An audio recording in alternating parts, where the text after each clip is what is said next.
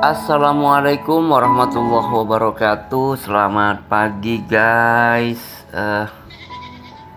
Semakin dalam ya kita membahas perihal ternak kambing.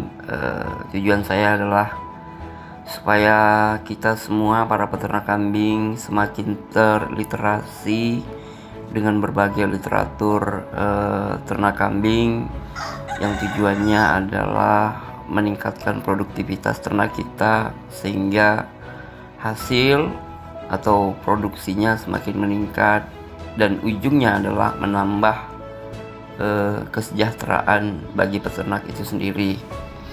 Nah, pada hari ini saya akan membagikan sedikit tips bagaimana cara pemeliharaan dan perawatan ternak kambing. Cara atau kegiatan pemeliharaan ternak kambing disesuaikan dengan sistem budidaya yang diterapkan. Dalam hal ini yang saya kenal yaitu cara tradisional, kemudian cara semi intensif, dan cara intensif. Nah, secara tradisional umumnya pada siang hari ternak kambing itu diangon atau dilepaskan pada suatu area lahan di mana kambing bisa mencari pakan sendiri. Kemudian pada sore hari ternak kambing dimasukkan ke dalam kandang. Biasanya peternak itu hanya ngarit sekali untuk menyediakan pakan, terutama di sore hari. Dengan peternak kambing secara tradisional, pekerjaan kita itu menjadi lebih ringan jika dibandingkan dengan cara semi intensif atau cara intensif. Dengan sistem apapun yang diterapkan pada beternak kambing, usaha budidaya harus memenuhi faktor-faktor pemeliharaan yang baik dan benar, yang tujuannya seperti saya sebutkan tadi, yaitu untuk meningkatkan produktivitas. Nah, setidaknya ada 3 faktor pemeliharaan ternak kambing yang harus atau wajib kita perhatikan. Yang pertama adalah pemberian pakan dan minum. Makanan pokok ternak kambing pada dasarnya berupa rumput dan hijauan. Rumput merupakan makanan pokok yang harus tersedia setiap saat, yang digunakan untuk memenuhi kebutuhan hidup ternak kambing seperti untuk membantu proses metabolisme, untuk kebutuhan produksi susu, dan untuk kebutuhan bereproduksi oleh hewan itu sendiri, misalnya untuk kawin, hamil, beranak, dan menyusui.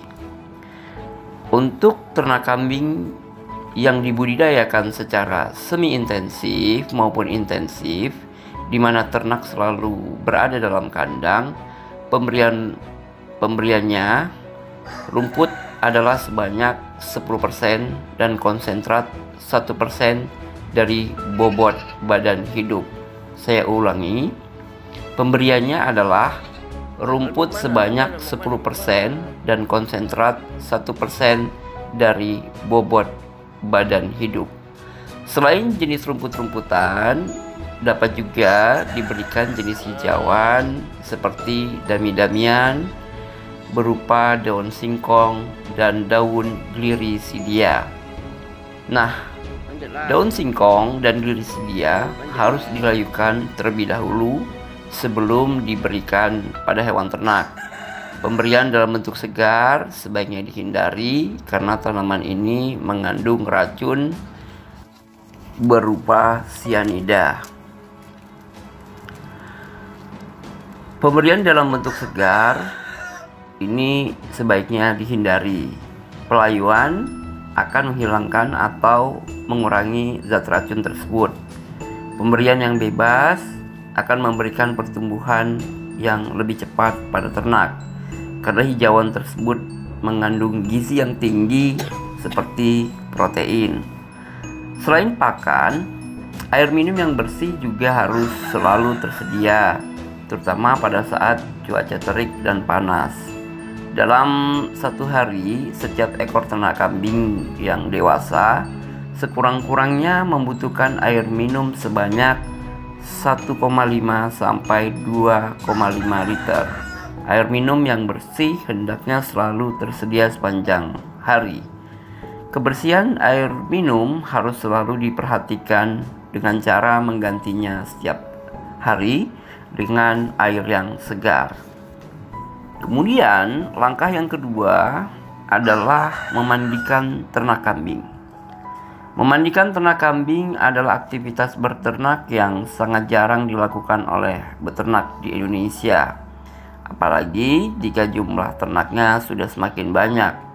Padahal memandikan ternak juga penting karena dapat meningkatkan kesehatan ternak dan menambah nilai jual. Memandikan ternak kambing sekurang-kurangnya dilakukan 2 kali dalam setahun.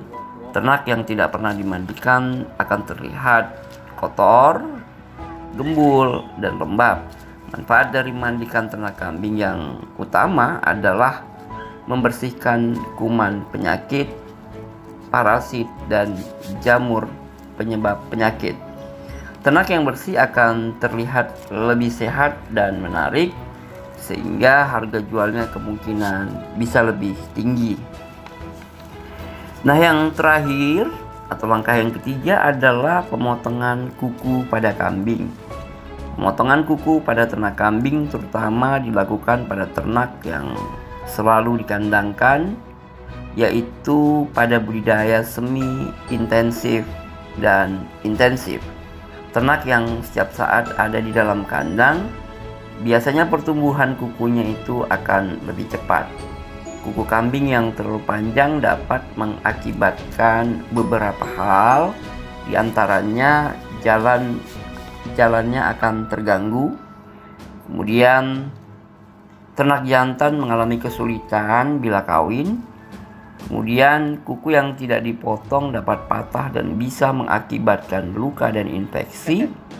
Kemudian di bawah telapak kuku yang panjang bisa berongga dan penuh dengan kotoran yang dapat ditumbuhi parasit dan jamur sehingga membahayakan kesehatan ternak kambing kita.